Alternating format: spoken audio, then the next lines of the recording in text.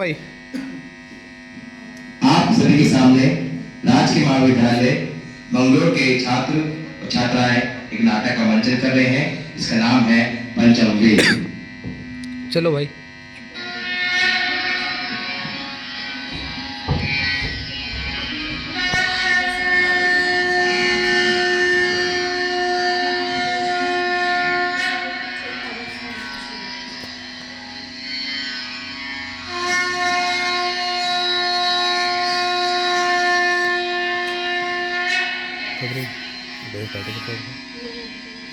पकड़ के बैठ गया बता रही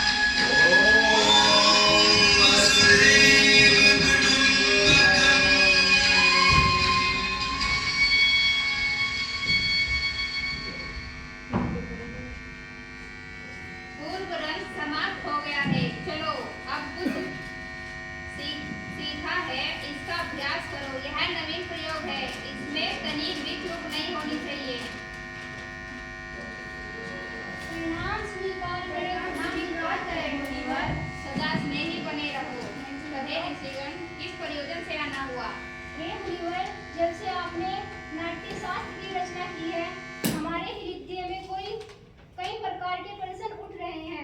हम इसी के उत्तर के लिए आपके पास आए हैं। पूछे, निसंकोच पूछे। गुरुदेव, नाट्य शास्त्र की उत्पत्ति कैसे हुई, इसका उद्देश्य क्या है?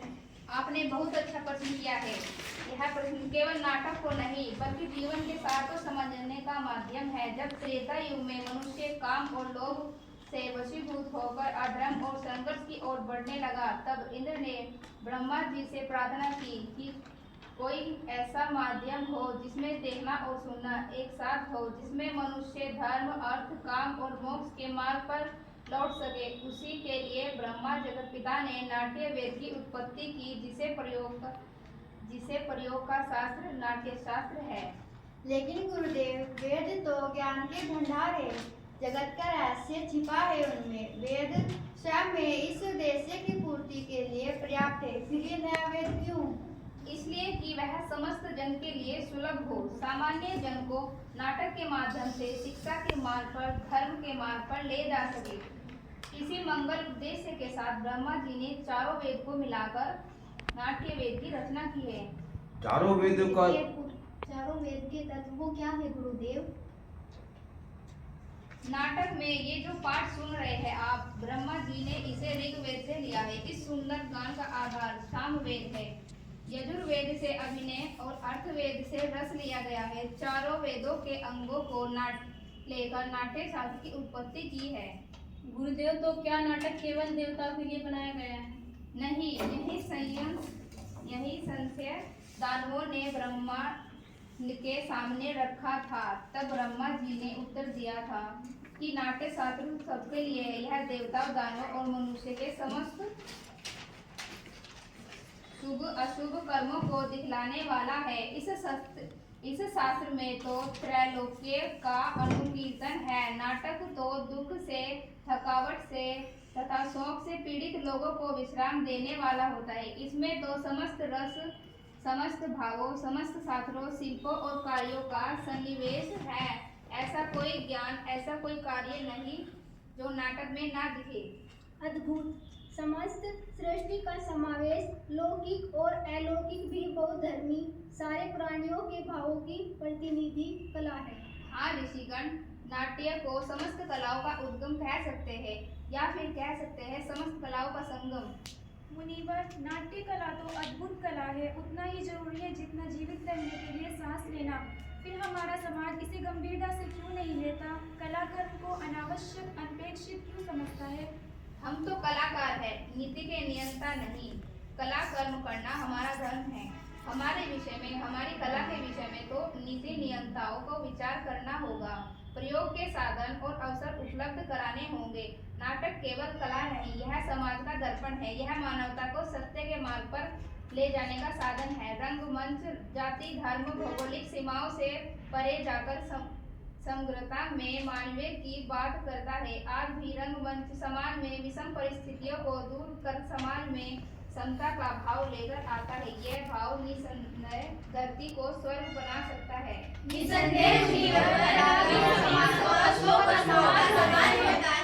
इसी आशा और अपेक्षा के साथ कि समाज कला और कलाकारों को वे स्थान दे जिसके वे अधिकारी है, मैंने नाट्य शास्त्र को पंचम वेद कहकर पुकारा है। ऋषिगण, मेरे रंगकर्मी पुत्र आपके स्वागत के लिए अपनी प्रस्तुति तैयार कर आपकी प्रतीक्षा कर रहे हैं। चलिए चलकर नाटक का आनंद लें।